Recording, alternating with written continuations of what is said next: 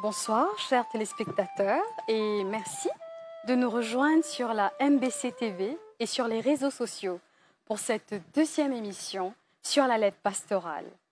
Alors, lors de sa conférence de presse, Monseigneur Jean-Michel Duron a annoncé le thème de cette lettre.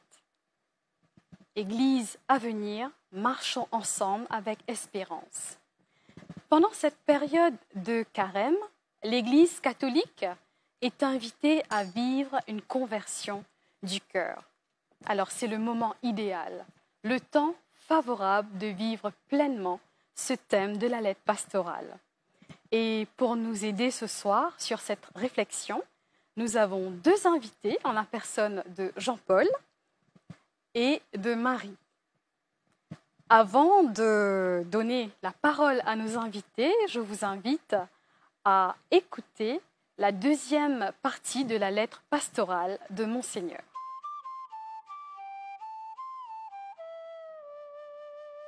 Chers téléspectateurs et téléspectatrices de Maurice, d'Agaléga et de Chagos, bonsoir.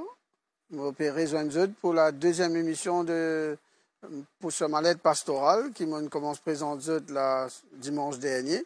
Sur ce thème-là, l'Église à venir, marchons ensemble avec espérance. Alors, première émission, je me rappelle un petit peu, nous disons qui était ça l'Église à venir, comment l'Église prend le temps pour relire nos missions, que nous pouvons aller, qui nous peut deviner dans les années à venir, comme un projet pour mon manière pour vivre mon mission d'évêque dans le diocèse de Port-Louis dans les années à venir. C'est surtout cela, et qui l'Église peut deviner dans l'année qui peut venir.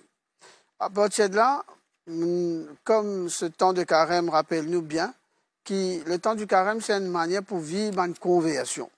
Et c'est pourquoi je peux insister pas mal cette fois-ci dans cette deuxième émission avec vous sur la question de conversion. Qu'est-ce une conversion? C'est une manière qui nous sent dans une certaine mentalité, dans une certaine façon de faire, dans une certaine façon de comprendre nous la vie, nos missions dans l'Église et dans la société mauricienne. Et c'est pourquoi je insisté beaucoup sur cette question-là dans la deuxième partie molette qui nous capables, avant pense tout dans les structures, comment nous pouvons organiser, qui l'Église peut faire, pour organiser, manière pour faire quelque chose. Nous avons envie d'abord de dire, nous l'Église d'abord cette mission pour vivre une conversion, un changement. Nous avons besoin d'abord dans nos manières de vivre une relation. Et c'est ça qui, le pape François, dans ce document qu'il a envoyé final du synode, qui est sorti depuis Rome en octobre 2024, il dit à nous bien que l'Église, sa mission, il a besoin de nourrir une relation. Il a besoin d'aider les gens grandir dans l'amour et créer un lien entre les gens.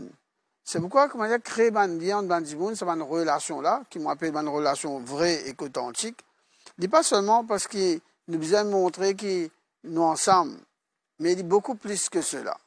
C'est une manière qui vive l'Évangile, vive une valeur dans nous la foi, pour qu'ils nous vivent ce témoignage qui les relations, c'est-à-dire une bonne manière de vivre, un lien avec du monde, bien important. Le pape François appelle ça conversion relationnelle, c'est-à-dire une manière de changement dans nous vivre une relation humaine qui est bien nécessaire, parce que nous sommes bien conscients, ou quand mettre plus jolie l'organisation, mais si à l'intérieur de cette organisation-là, du monde pas vivre bien, et qui vit souvent sous tension, et qui vivent en difficulté, mais la mission, ou soit l'objectif qui nous donne nous-mêmes, pour bien compliqué. C'est pourquoi soigner les relations, ce n'est pas une stratégie pour nous. Ce n'est pas une question qui stratégie nous pour faire pour soigner une relation, pour faire, comment dire, productivité ou efficacité d'une organisation. Mais c'est plutôt l'évangile que nous devons regarder ensemble pour tracer le chemin d'une conversion dans les relations qui nous demande de nous laisser toucher par l'attitude de Jésus lui-même. Pourquoi c'est premièrement cela quand nous causons conversion dans la manière de nous vivre une relation avec Dieu. Deuxième, vous pouvez insister pas mal sur ce renouvellement de la mission dans l'Église, quand nous pouvons vivre mieux nos relations, il faut fonder aussi sur la grâce de nos baptêmes. Tout renouvellement dans l'Église est important, mais c'est une manière qui nous vient plus fidèle à nos vocations de baptiser. dans la manière qui nous pouvons vivre nos missions, l'Église est bien consciente que c'est une conversion, comment dire, permanente, ça. Jamais il est pour finir. Donc, tant qu'il nous la terre, nous vivons sa mission Jésus-Christ là, nous pas pour finir, convertir nous-mêmes, sans nous façon. C'est pourquoi on appelle ça pour nous une conversion missionnaire, c'est-à-dire qui ouvre nous à différentes manières, sans nos mentalités, nos bonnes attitudes, nos bonnes pratiques, et qui alors, peut-être tout ceci alors, dans une structure. C'est l'attitude qui me peut dire de renouvellement de nos missions, faire nous marcher ensemble pour mettre en valeur ce qui est commun avec nous-mêmes pendant ce carême, comme on peut rappeler la grâce nous baptême. Alors c'est pourquoi c'est le baptême qui fait nous marcher ensemble. C'est le baptême qui donne nous sa goût pour avancer, pour vivre la mission, mais en même temps le baptême renvoie nous à une façon peut-être renouvelle la mission. L'annonce Jésus-Christ depuis 2025 ans lit le même, le message est le même.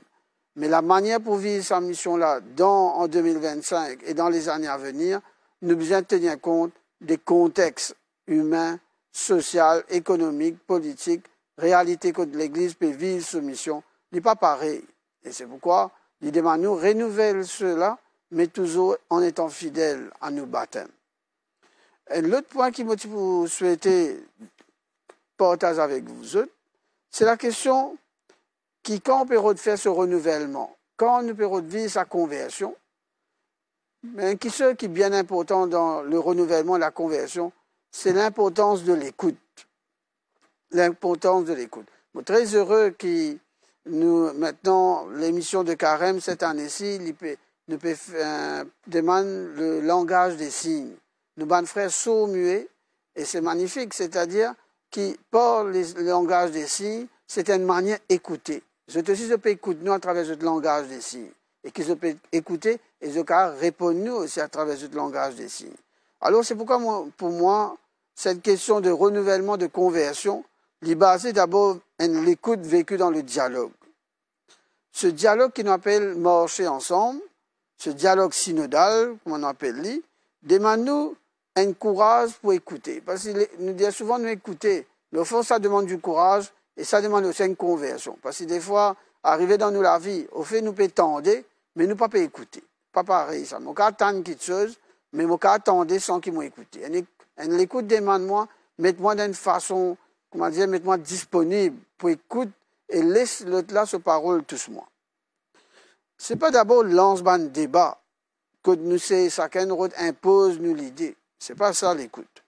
C'est pas aussi non plus, comment dire, contester position à l'autre, pour mon bon argument. Mais c'est d'abord dans le respect que l'Esprit Saint fait nous découvrir qui bien commun nous peut rôder ensemble. Il paraît comme dans une famille ça. C'est-à-dire qu'une une famille dit nous écoute nos camarades, pas nous écoute dans la famille, non pas parce qui ça n'a pour gagner. Est-ce que moi, monsieur qui peut plus fort, moi, madame qui peut plus fort dans mon argument, moi, enfant qui peut dire impose-moi, ou c'est une écoute que nous redonnons qui peut faire le bien de tous. Et c'est un peu dans cette direction-là qui nous peut cause nous de l'écoute, qui a une dimension bien fondamentale. Si on a envie de vivre une guérison, si on a envie plus de justice, de réconciliation, c'est parce que d'abord, on est capable de prendre le temps pour écouter l'autre dans ses blessures, dans ce banc de questions, ce maladie, ce souffrance.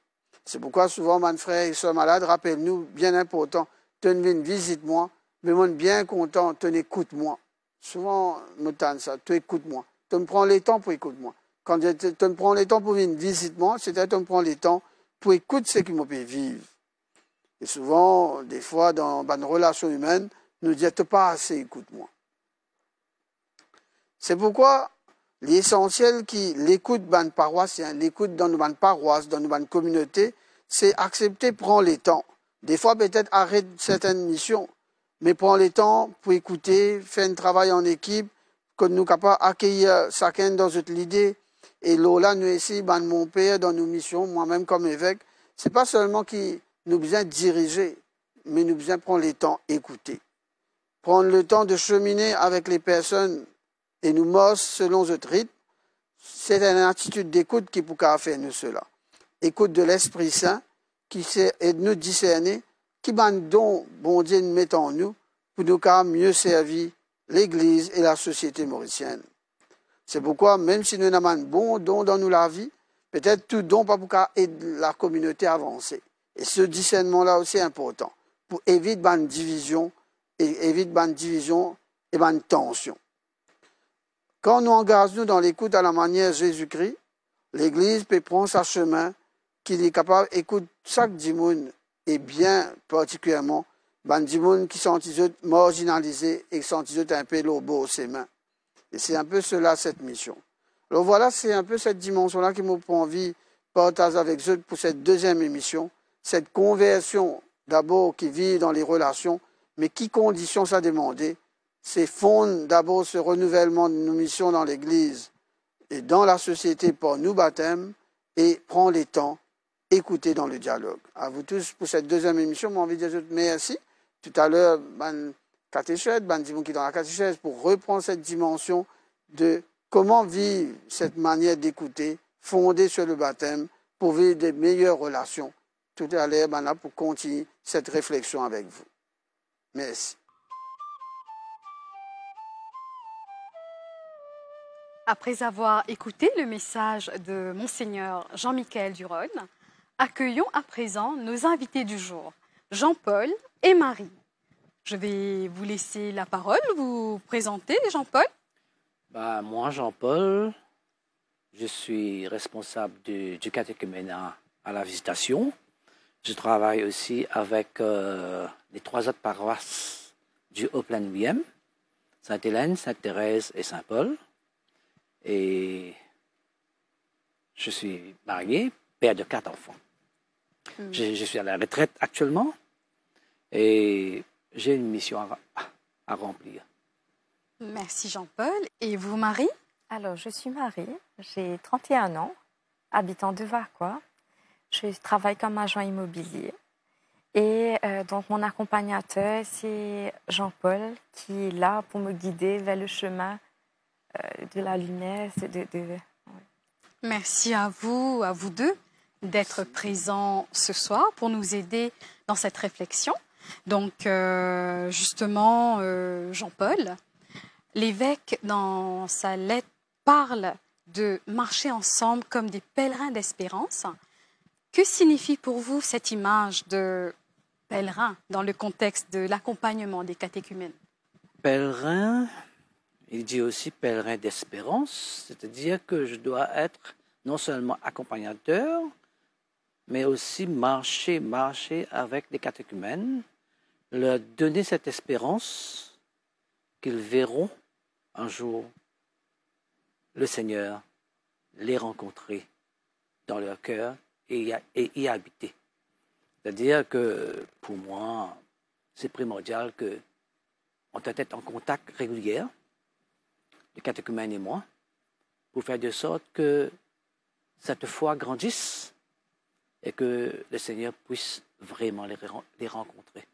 Et justement, quand vous parlez de pèlerins, donc nous avons cette image aussi du carême, où Jésus, lui, il est poussé par l'Esprit Saint dans le désert après son baptême. Donc ça rejoint parfaitement notre thème aujourd'hui, le renouvellement de la mission fondée sur le baptême, n'est-ce pas? Et vous, Marie, vous êtes actuellement en chemin vers le baptême. Comment est-ce que ce thème pèlerin d'espérance résonne-t-il en vous? Ça me rapproche beaucoup de Dieu, déjà de un. Et c'est quelque chose qui amène beaucoup de joie dans ma vie. Surtout, je vois le changement en moi-même, vous savez, avec tout autour de moi, tout ce qui se passe. Il y a beaucoup de joie, beaucoup de tranquillité qui vient vers moi. Alors, Marie, dimanche dernier, qui est premier dimanche de carême, l'évêque fit un appel publiquement à une centaine de catéchumènes et fit invite eux à répondre personnellement à cet appel-là. Comment est-ce qu'on vit ce moment-là? Donc, avec beaucoup d'émotions, bien sûr.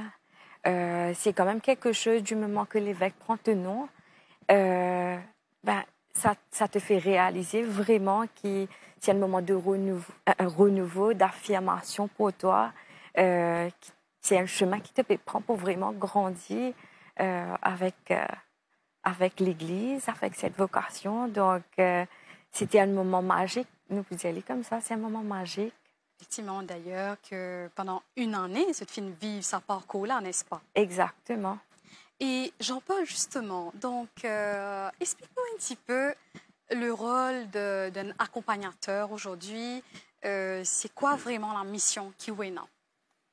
Ben, la mission, vous savez, la personne vient, il demande le baptême. Quelque chose s'est passé en lui. Là, il va voir le prêtre, ou bien la secrétaire, et le prêtre me contacte pour recevoir, que je reçois la personne, et moi, je le prends comme cette personne qui vient à moi. C'est Jésus qui l'appelle. Il a déjà fait une petite rencontre avec Jésus, et mon travail à moi maintenant, c'est de faire découvrir qui est ce personnage. Qui est ce personnage de Jésus, que ce n'est pas seulement un nom, que c'est notre Seigneur, le Fils envoyé du Père. Et mon travail maintenant, c'est d'être avec lui autant que possible, chaque semaine, s'il peut, et lui faire comprendre que dans chaque passage d'évangile que nous prenons, ce passage s'adresse à lui. Et vraiment, la personne comprend que Dieu s'adresse à lui à travers la parole. Je crois que déjà, c'est quelque chose. Un travail a commencé, un texte d'évangile. La personne comprend et fait son cœur. Il est dans son cœur. Dans son cœur, maintenant, cette parole-là va germer. Et nous espérons plus tard va donner du fruit. Alors, voilà un petit peu le travail de l'accompagnateur. Faire la personne découvrir encore plus, faire qu'il reçoive ce Jésus en lui, dans son cœur, et que cette personne-là met ses pas dans les pas de Jésus. Donc là, au fin de dire qu'il y a le fruit qui va germer en cette personne. Oui. Mais pour vous personnellement, qu'est-ce que ça vous apporte? Beaucoup de joie. Beaucoup de joie. Beaucoup de joie. D'ailleurs, j'attends ce moment parce que dans une journée, je me suis dit souvent, le soir, le moment le plus agréable, c'était le partage de la parole. Comment Dieu fait son travail. Comment il est à l'œuvre. Comment Dieu est à l'œuvre. Et qu'est-ce que je sens? Je sens un immense plaisir, une immense joie de faire ce... Je ne dis pas boulot. Oui. Je ne dis pas boulot, je dis ce cheminement, cet accompagnement. Et j'espère par là que je suis et que je deviendrai peut-être plus ce pèlerin d'espérance pour ce catéchumène. Et justement, l'évêque demande aussi, dans ce lettre pastorale, de repenser à la manière de vivre la mission. Donc, vous avez une mission. Comment est-ce que vous pensez qu'en tant qu'accompagnateur, ou capable repense un petit peu la manière de faire? Alors, j'ai essayé quelque chose de nouveau. Chaque matin, je les envoie catoglab. C'est-à-dire la liturgie du jour. Je les envoie, ils écoutent, même au travail. Ils écoutent, ils peuvent faire quelque chose et en même temps écouter et réécouter si ça les interpelle. Et certains m'ont dit, j'ai écouté, j'ai réécouté, il y a quelque chose qui m'appelle dans ce passage.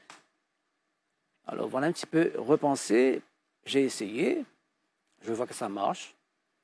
Et ça, c'est une façon. Une autre façon aussi, ces derniers temps, je travaille directement avec eux sur l'évangile qu'il y aura samedi ou dimanche. Et ça, c'est pour qu'ils comprennent mieux, quand ils vont à la messe, ces paroles-là, encore une fois, mais ce sera la proclamation de la parole, et eux, ils ouvrent un petit peu plus leur cœur pour cette proclamation. C'est-à-dire que non seulement c'est être à la table de la parole, mais recevoir pleinement la parole, la lecture de l'Évangile, mais en même temps l'homélie du prêtre. Parce que l'Esprit Saint travaille non seulement en le prêtre qui fait son homélie, mais l'Esprit Saint travaille aussi dans le cœur de chacun. Comment il va recevoir. Alors, la personne qui vient avec la disposition d'écouter, de rencontrer le Christ, eh bien, s'il met tout son cœur, il sort de là avec quelque chose de bien, qui va lui apporter la paix dans sa vie, et la joie, le bonheur d'être déjà partie du royaume de Dieu sur la terre. C'est magnifique ce que vous partagez là, Jean-Paul. J'espère que je réussis. Alors, Marie, quand nous cause Église à venir, donc nous parle de l'avenir, nous pense aussi la nouvelle génération, n'est-ce pas? Exact. Donc, vous qui avez que 31 ans, on va dire qu'ils sont encore jeunes. Mais pour vous, quel est le rôle des jeunes justement dans la mission de l'Église? Est-ce qu'ils étaient dans cette place? Est-ce qu'ils étaient dans ce rôle à jouer? Donc, moi, personnellement, je trouvais que j'étais une nouvelle génération. Donc, j'étais dans cette place, bien sûr. C'est surtout, m'encourage beaucoup de jeunes de vraiment amener de soutien, de prendre sa chemin vers l'Église parce que il y a que de bonheur, il y a que du bonheur dedans en fait. Donc me trouver j'étais dans cette place bien sûr parce que j'étais dans quand même beaucoup d'énergie et beaucoup de talent à partager surtout. Donc bien sûr ils ont leur place. Exactement. Alors, Jean-Paul accompagne justement un adulte qui demande le baptême. Oui. Comment est-ce que vous êtes venus? Comment il redynamise un petit peu l'Église?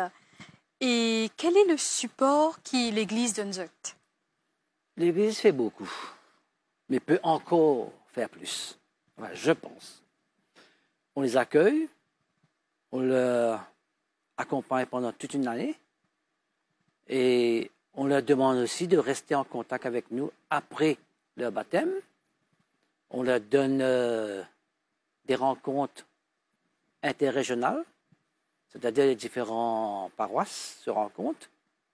Et je dois reconnaître que une fois baptisés, des fois, ils n'ont plus le temps d'être ensemble. Mais le problème n'est pas là. Le problème, c'est plus nous sommes nombreux, plus c'est difficile de se rencontrer un temps voulu.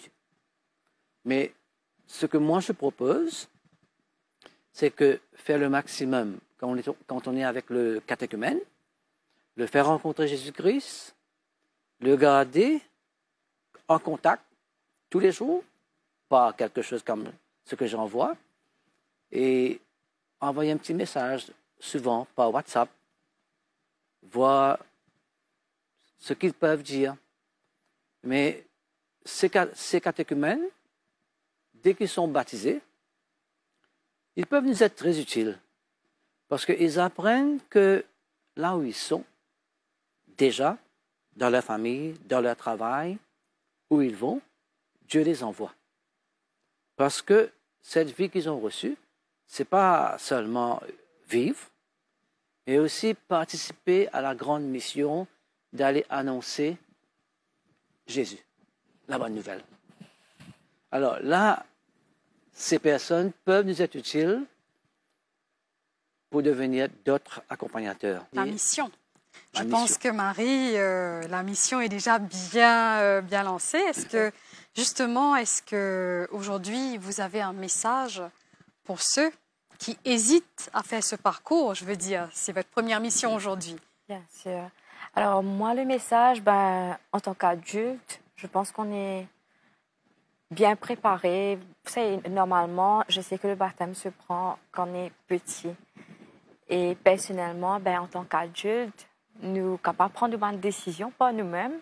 Et c'est surtout de ne pas avoir peur pour faire savent pas là que c'est quelque chose qui peut vraiment aider à retrouver vraiment ce qu'ils étaient et suivre ce chemin de lumière vers le Dieu, vers le Seigneur. Donc, m'encourage vraiment beaucoup de personnes pour suivre ce chemin-là. Merci pour ces belles paroles inspirantes. Donc, c'est ici que nous allons conclure cette émission. Et nous remercions encore une fois Marie, Jean-Paul et bien sûr Monseigneur Jean-Michel Duron pour sa participation. Nous avons vu aujourd'hui que le renouvellement de l'Église dépend de notre fidélité à notre baptême. C'est un engagement que nous partageons tous et qui nous appelle à vivre notre foi avec enthousiasme et dans l'unité. Merci encore à vous, chers téléspectateurs, pour votre fidélité et votre attention. Nous vous souhaitons un bon temps de carême. Bien sûr, si vous voulez resuivre cette émission, vous pouvez vous connecter sur la page Facebook du diocèse de Port-Louis. Merci encore, bonne soirée et bon temps de carême.